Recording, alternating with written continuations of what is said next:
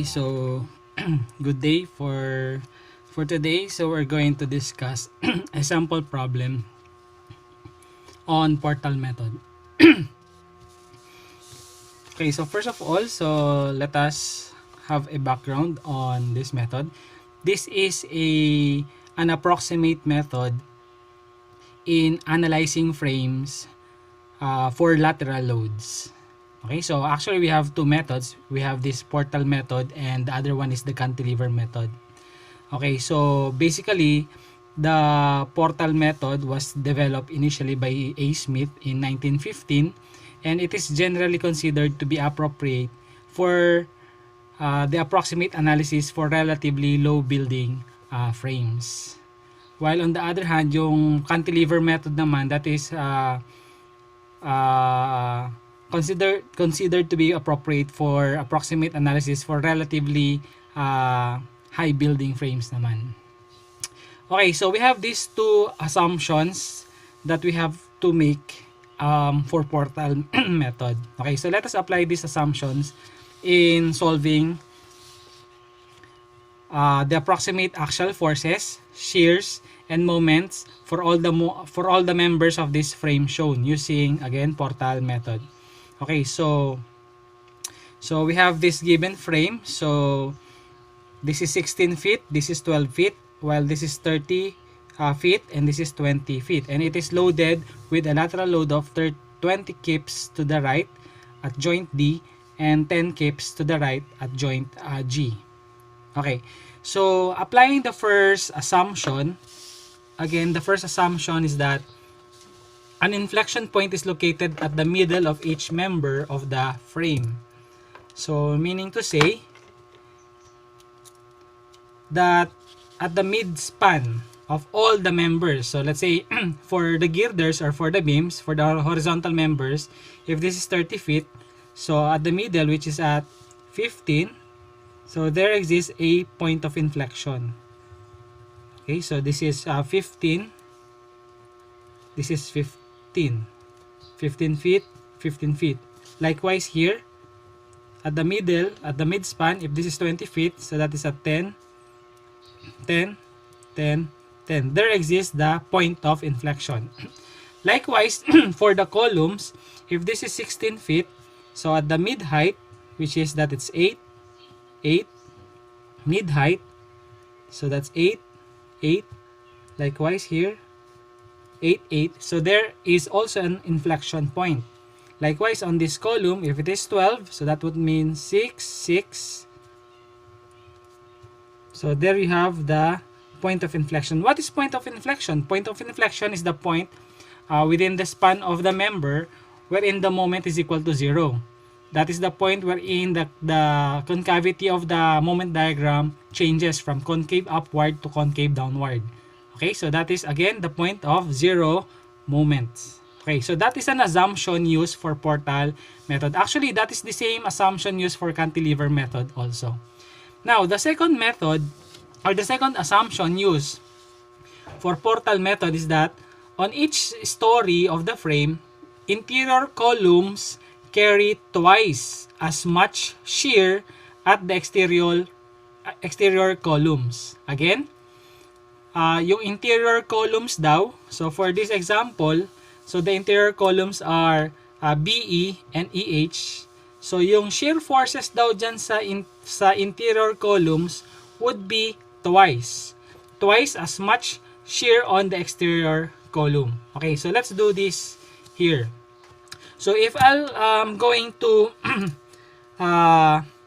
use a cutting plane here, let's say section AA, and considering the upper part of the member, so there will be shear forces. So I cut the whole structure using section AA.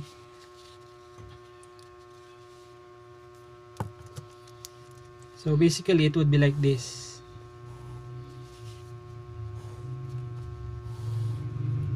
Okay, so there will be shear forces here. Shear forces, shear forces, shear forces. So if the load here is 10 and if the lateral load here is 20, So the total lateral load to the right would be 30. So if I'll call this as shear 1, okay, so this is another shear 1, this would be twice. So this would be twice that shear 1. And the direction of the shear forces would be to the right to resist this lateral load. Okay, so by summation of forces horizontal equal to 0 for the whole frame, that would be 10 plus 20 minus V1 minus 2 V1 minus V1 equals 0.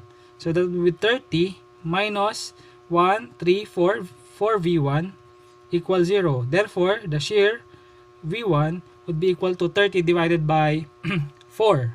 And that is 7.5.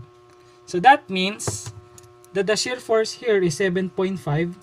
Dito rin is 7.5. While at the interior column would be 2 times V1. And that would be 15. So that is assumption number 2. Okay? So meaning to say these are the shear forces on column on the first floor. Now, what if I consider cutting plane, say here, say BB, say BB. Okay, so this is section AA. What if I will cut the whole frame on section BB? So section BB. Okay, for section BB, so our frame will become something like this. Okay, so there exists the 10 kips load there, and on that cutting section BB, lalabas yung mga shear forces sa bawat column sa second floor. Okay, so this would be say shear sa column DG. This one naman is shear on column FI. And again, this is an interior column, so this would be twice 2V2. Then the shear forces would be to the left to resist that lateral load to the right. Okay, so summing up forces for the whole structure horizontal, okay, so that would be 10 kips minus V2 minus twice V2, then another V2 equals 0. So that would be 10 minus 4 B2 equals 0. Therefore, the shear 2 would be equal to 10 divided by 4. And that is 2.5. That's kilonewtons. So therefore, the shear here is 2.5 kilonewtons. Likewise, here also 2.5. And the shear at the interior column would be twice. So that would be 5 kilonewtons. So based from the second assumption, we were able to solve for the shear forces on all columns. Okay? Now, so our objective again are to determine the approximate axial forces, shear, and moment sa lahat ng members. Okay, so I prepared this one. So we're in this figure, I isolated all the members. Say these are the supports A, B, and C. Okay, then these are the members, and these are the joints D, joints G, etc. Okay, so we're going to fill this up. Again, according to the first calculation, the shear on the first floor columns is 7.5. So that would be for this case, it would be here. So here is 7.5. Okay. This is 15. And this is 7.5 also. Okay, so for this member, so summation of forces horizontal, if 7.5 to the left, so this would be 7.5 to the right. For this case, it's 15 to the right. And this is also 15 to the right. Okay? So, action, reaction. So, if this is 7.5, 7.5 din dito. Okay? So, likewise, dito rin. 15. Here. Sorry, this is 7.5. This is 7.5. Okay? Okay. What about for the columns on the upper floor, second floor? So as per second assumption, the shear forces there are 2.5, 5, and 2.5. Okay, so that would be this is 2.5. Here is 5, and here is 2.5. Okay? So, summation of forces horizontal on this member. So, 2.5 to the left. Ito rin, 2.5 to the right. 5 to the right. 5 to the left. 2.5 to the left. 2.5 to the right. Action, reaction. 2.5. 5. 2.5. Okay?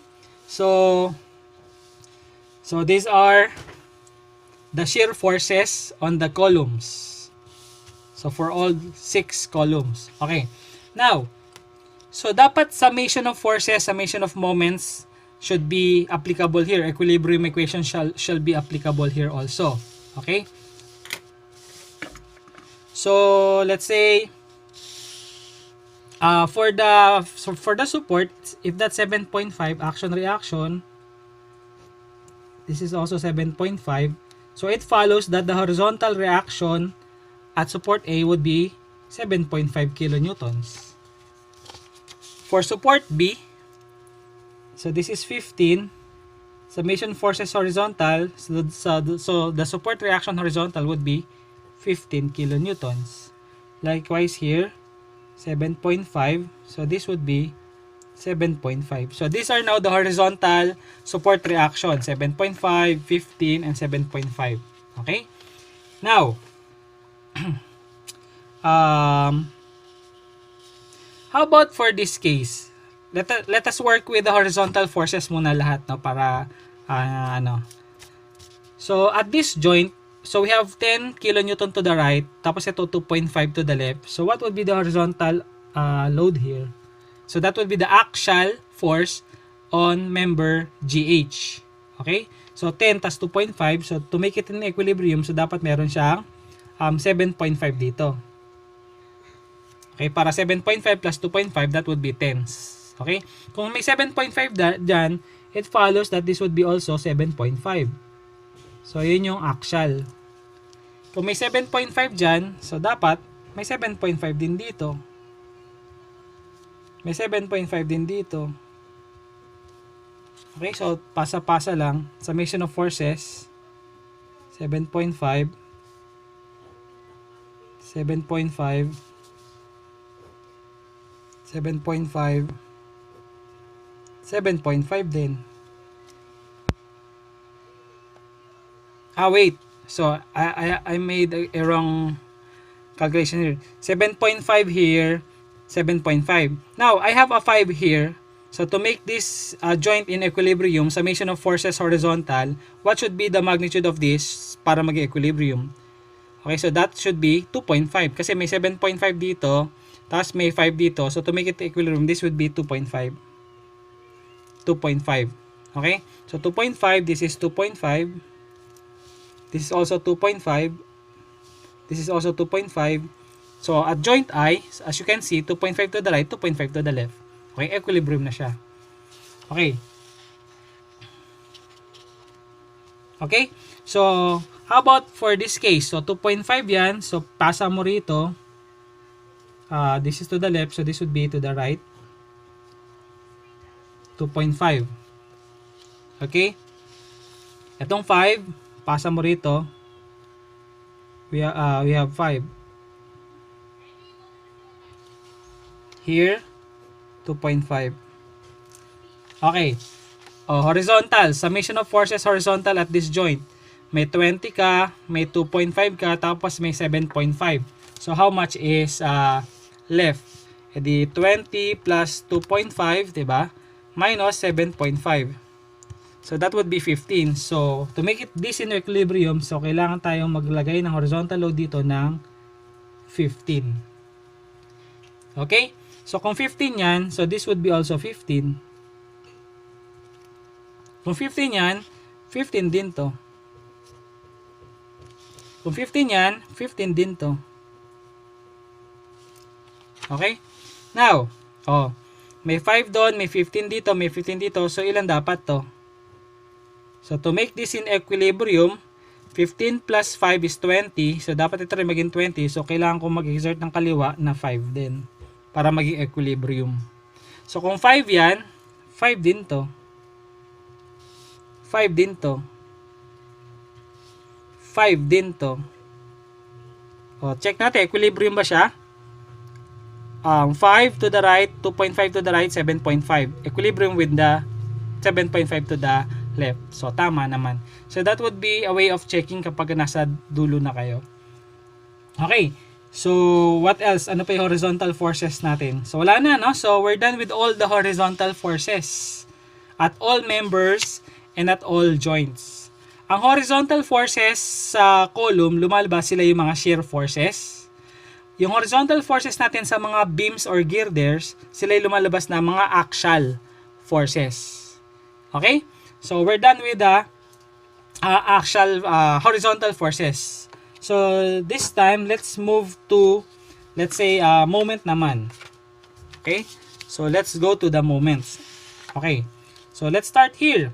So, pagka moment naman na sinosolve natin, so take advantage of the point of inflection. Diba? The moment at the point of inflection is 0. So, if I take moment at that point of inflection, let's say for this member, diba? This is 16 kasi ito eh. 16. Diba? So, kalahati niya, 8. So, this is 8, this is 8. Okay? So, ano ang moment ngayon dito sa member na to? Okay? So, summation of moment at this point, that would be 7.5 times 8 moment arm. That is clockwise. And that has to be resisted with this moment. And that would be 7.5 times 8. And that is 60. So, may moment ako rito 60.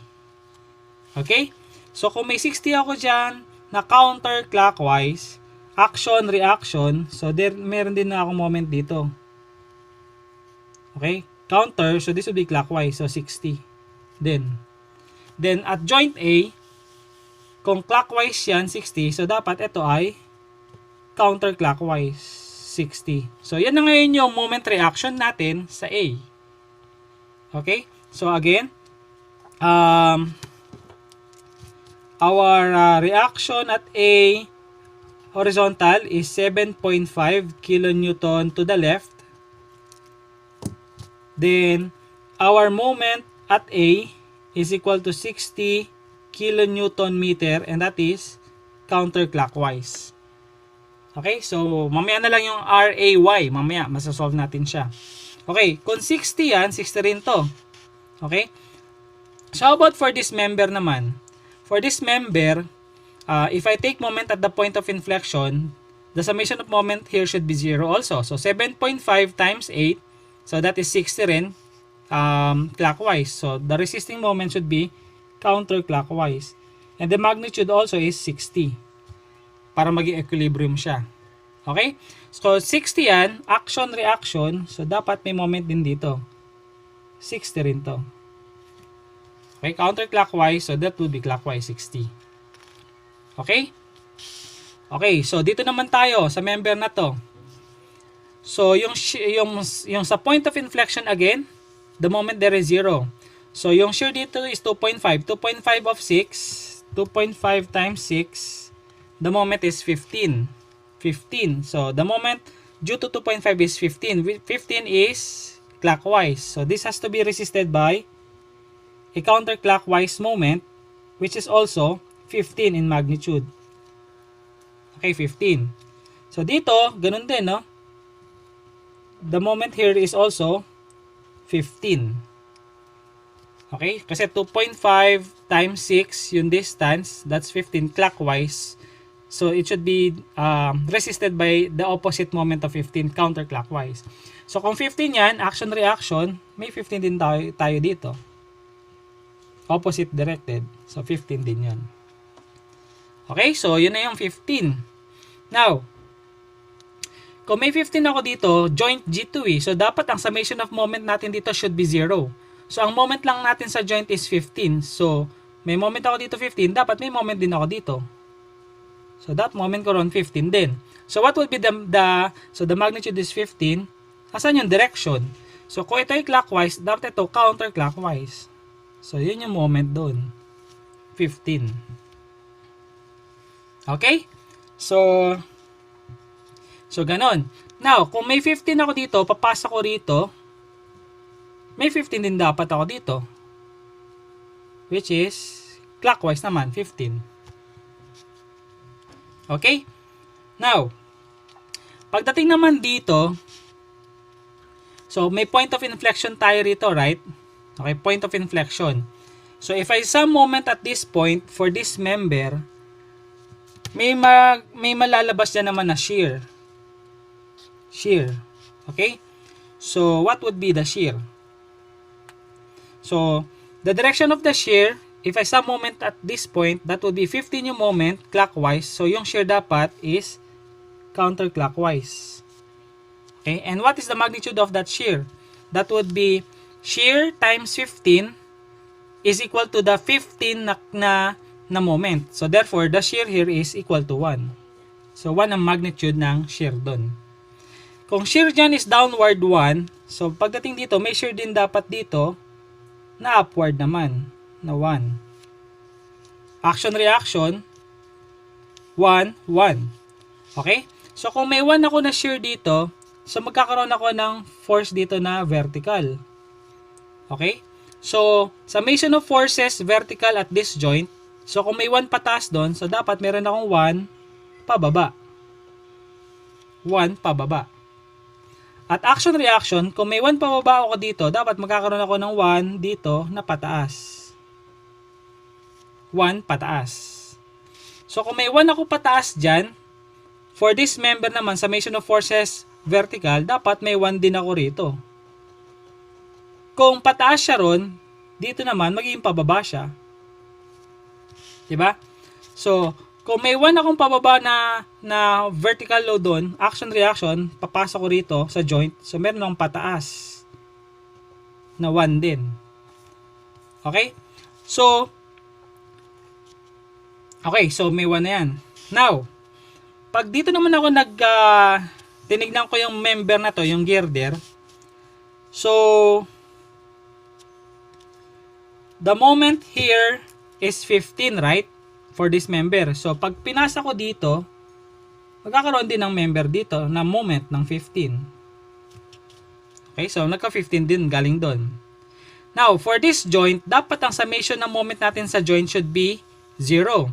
So, may 60 ako na clockwise, may 15 ako na clockwise. So, ano dapat ang moment ko rito sa member na to? E di dapat, kontrahin ko. Kung pareha silang clockwise, this should be counterclockwise. And the magnitude is 60 plus 15, 75. Yan. So, 75 ang moment doon. Kung 75 yung moment doon, so, ipasa ko rito, may 75 din ako dito. Opposite in direction. Okay? Now, kung 75 yung moment dyan, diba may point of inflection uli ako dito? So, magkakaroon ako ng shear uli dito. Okay? So, anong direction ng shear ko rito?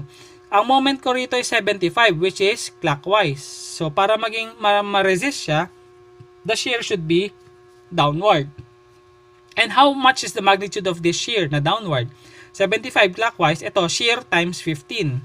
So, ano magnitude ng shear? Eh, di 75 divided by ko ng 15. And that would be a 5. Tama ba? So, kasi pag nag-moment ako dito sa point of inflection, 5 times 15 is 75, minus 75 is 0. Okay, so equilibrium na rin siya. So, kung may 5 ako dyan, papasa ko ngayon yan dun. So, magkakaroon ako ng 5 pataas dito. 5 pataas. Okay, so makakatulong pagka ginagawa nyo to ng iba-iba kulay para hindi kayo malito. Iba-iba kulay yung shear, yung horizontal, vertical, tsaka moment. So, yung 5, meron ako doon pataas. So, kung titignan mo na ngayon itong joint na to sa D, pagka nag-summation ako ng forces vertical, ano yung mga forces vertical ko? So, may 1 ako pataas doon, tapos may 5 ako pataas doon. So, para makontra yan, lalabas dito yung vertical na downward, 1 at saka 5, so 6. So, 6 ako dito pababa. Okay? So, kung may 6 na pababa ako dyan, action-reaction, papasok ko rito. So, magiging 6 pataas. 6 pataas, equilibrium, this would be pababa. 6 pababa. 6 pababa, this would be 6 pataas.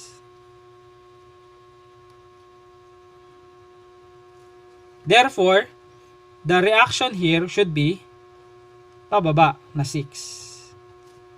Again, so the reaction at AY is equivalent to 6 kilonewton and that is pababa. So, ito na ngayon yung support reaction natin sa fixed support at A. Okay?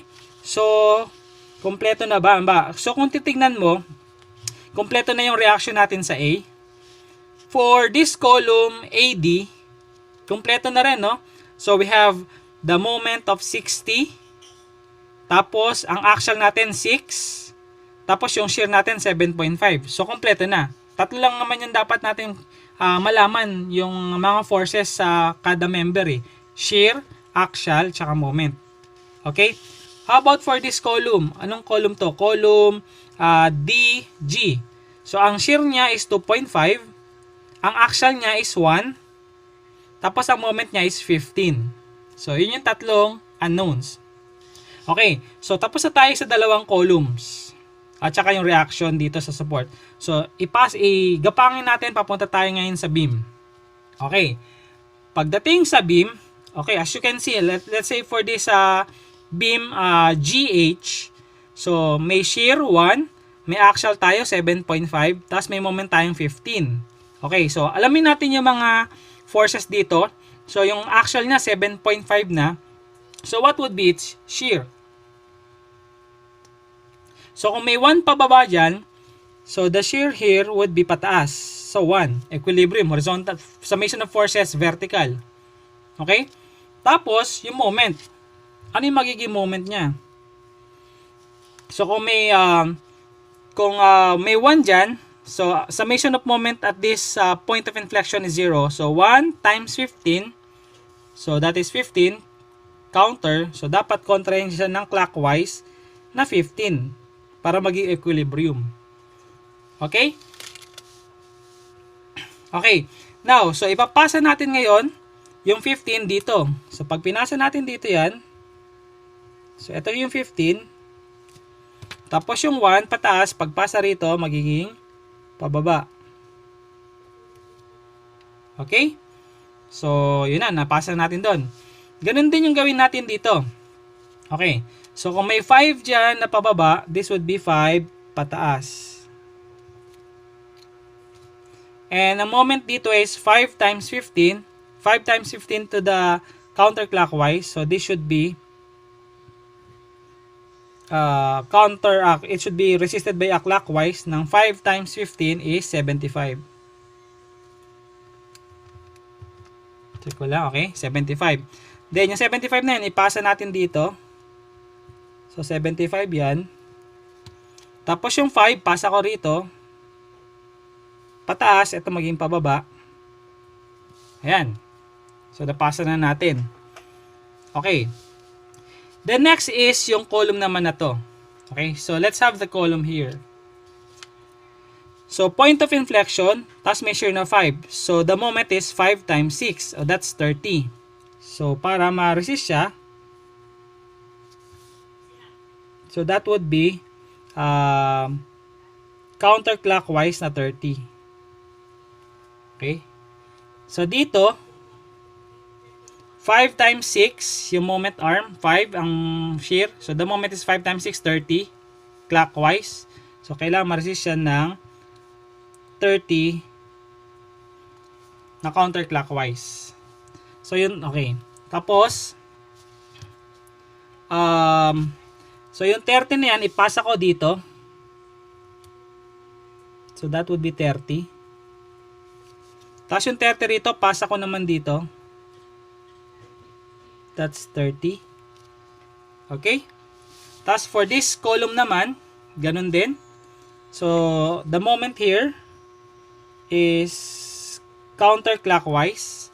That's 15 times 8. 15 times 8, 120.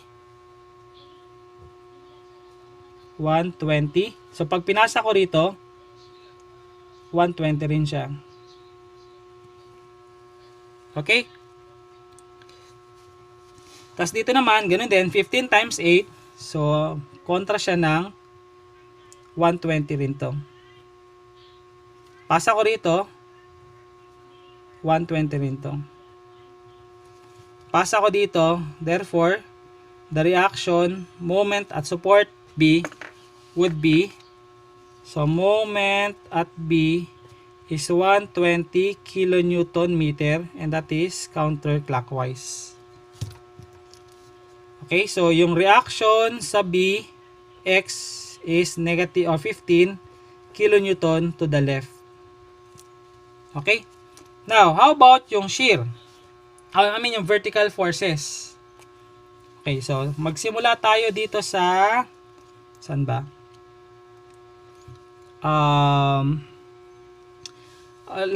Let's take a look of this joint H. May 15 tayo na moment doon. May 30 tayo doon. So, di bali, summation of moments, 15, tas ito 30. So, dapat meron tayong counterclockwise na 15 din. Di ba?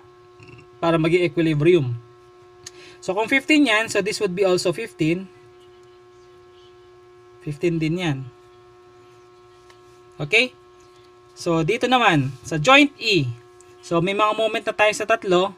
So, makukuha natin yung moment dito sa pang-apat. So, 120 at saka 30, so 150. Ang kokontra ay 75. So 75 din para maging equilibrium. Counterclockwise na 75 para yung dalawang 75, 150 is counterclockwise.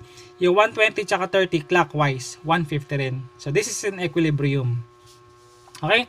So yung 75 papasa ko rito. This is 75.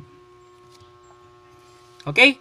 Now, considering this member or girder or beam, this one. So kung may 15 ako na moment doon, so dapat may shear ako rito na pababa para ma-compensate siya.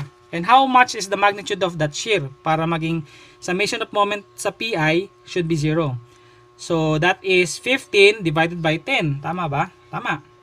15 divided by 10. So that is 1.5. Okay, so I have a shear here of 1.5. So kung may 1.5 yan, at then pataas, 1.5. Tapos pagdating dito, pababa, 1.5. Okay? Kung may 1.5 dyan, pasa mo rin sa joint H, pababa, ito pataas. 1.5 pataas. Ayun. So, tignan nyo yung joint H. Summation of forces vertical tayo. May 1 pababa, may 1.5 pataas. So, how much is ito? That should be pababa na 0.5. Tapos pagdating dito, it would be pataas na 0.5. Pagdating dito, pababa na 0.5. Pataas.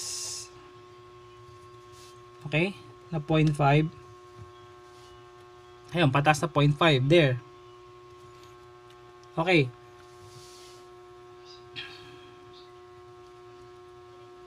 Okay. So, how about dito naman? Kung may 75 na moment dyan, so this should be what? So, this should be pababa. And that would be 7.5. Yung shear. Kasi 7.5 divided by 10, 7.5.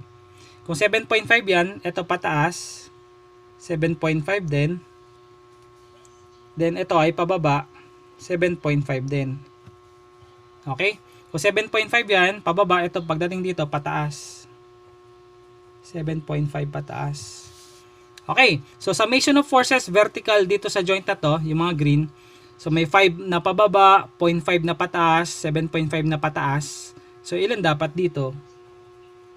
So that should be pababa na 7.5 tsaka 0.5 is 8. So 5, so 3. So 3 pababa, ito 3 pataas. 3 pababa. So 3 pataas. So ito ay 3 pababa. So yun yung lumabas na reaction sa B, Y. That is 3 kilonewtons pababa. Okay? So yun yung support reaction sa baba. Now, so tapos na ba tayo? Ba, sa member na to, sa column, may shear 15, axial 3, moment 120. Okay, tapos na. For this column naman, shear 5, axial 30, moment is 30. Okay na. So, okay na. O, moment naman dito. So, what is the moment here? So, that would be 15 also. Kung 15 yan, so dapat 15 din to. Okay? Dito, 75 yon, so dapat ito ay 75 din. So, 75 din to. Okay? So, pagdating dito sa part na to, medyo malapit na tayong matapos, no? Okay, so, sa joint I, 1.5 pababa, so dapat ito 1.5 pataas. 1.5 pababa, 1.5 pataas, 1.5 pababa. Kung 1.5 pababa, 7.5 pababa, so this should be ilan? Summation of forces vertical, 9 pataas. So, kung 9 pataas, pagdating dito, 9 pababa, 9 pataas, pababa, 9. So, therefore, the reaction here is 9. No? So, the reaction at C vertical is 9 kilonewtons. Okay? How about moment? At joint I, 75 yung moment doon. So, dapat moment doon should be 0, summation. So, this should be, kung ito ay counterclockwise, so, this is counterclockwise, so dapat may clockwise ako. So, ito ay 75 din. Kung 75 yan, 75 din to. Okay? 75 din to. 75 din yan. Action, reaction, 75 to.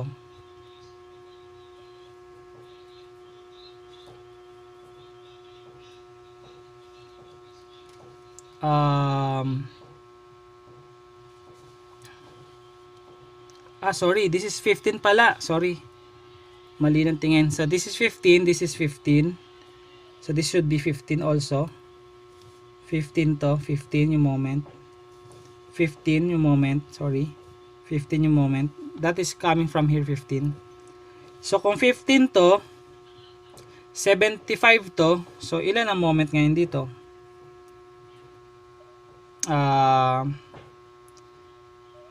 It should be clockwise 60. Tama, no? 60 plus 15, 75. Kontra sa 75 na yun. So, kung 60 to, pagdating dito, so may 60 rin ako dito. Kung may 60 ako dyan, meron din akong 60 rito. 60. So, therefore, the reaction here is 60. The moment reaction at C is 60. Okay? So, that's it. We're done na, no? So, again, the moment at C is 60 kilonewton meter counterclockwise.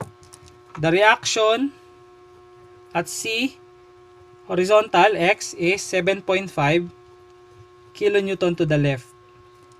And the vertical is 9. So the RCY is equal to 9 kilonewton, which is upward.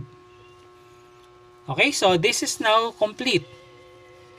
So based from this procedure of Portal method, so I was able to solve for the reactions, support reactions at C, B, and A, as well as the axial, shear, and moment for all the columns, 6 columns, and for all the girders, 1, 2, 3, 4. Okay, so that's how we do Portal method. Okay, so this is an approximate method of analyzing frame due to lateral loads. Okay, so lateral loads, this is applicable when we analyze frames against earthquake or seismic. Lateral loads or seismic loads are considered as lateral loads. Okay, now, so ito na yung pinaka-output, no, sa theory. So yung susunod na subjects nyo kasi or course is design na. So design of reinforced concrete at saka design of steel. Okay, let's say paano mo i-design to kung sa steel design. So pag nag-design ka ng steel design, yung cross-section ng steel beam mo or ng steel column mo would be dependent on the 3 aspects or 3 forces. Based from shear, based from moment, and based from axial. So pag alam mo yung mga tatlong forces na yon, we could now calculate or compute for the most economical size of the steel section. So ganun din sa RCD, reinforced concrete design. Para tayo makapag-design ng reinforced concrete, meaning to say, bago tayo makapag-compute ng most economical size of the concrete and with their corresponding amount of reinforcement inside, that would be based from the amount of moment, amount of shear, and amount of axial load. Okay, so kaya prerequisite itong theory of structures ng design courses. So bago ka makapag-design kasi, kailangan marunong tayong mag-analyze ng structures. Okay, so to summarize this all, actually this is yung mas maayos na sagot. Okay, so these are the final output of all the axial, shear, and moment for the entire frame. Okay, so I hope you understand, you have learned something out of this video lecture. Okay, so then, so that's it. Have a nice day. Thank you.